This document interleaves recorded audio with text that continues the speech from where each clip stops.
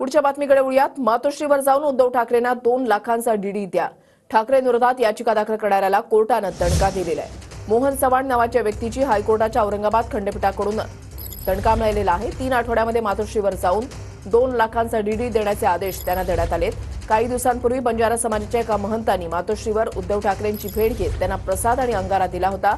त्यातला अंगारा ठाकरेंनी आपल्या मस्तकी न लावता मागे उभ्या व्यक्तीकडे दिला होता आणि ठाकरेंच्या या कृतीमुळे आपल्या समाजाच्या महंतांचा अपमान केल्याबद्दल ठाकरेंविरोधात कारवाईची मागणी करत मोहन चव्हाण यांनी हायकोर्टामध्ये याचिका दाखल केली होती। काही दिवसांपूर्वी बंजारा समाजाच्या एका महंतांनी उद्धव ठाकरे यांची भेट घेतली होती। महंतांनी दिलेला अंगारा मस्तकाला न लावता ठाकरेंनी मागे उभ्या असलेल्या व्यक्तीला दिला। ठाकरेंच्या कृतीने महंतांचा अपमान झाला, मोहन चव्हाण नावाच्या व्यक्तीचा हा आरोप आहे।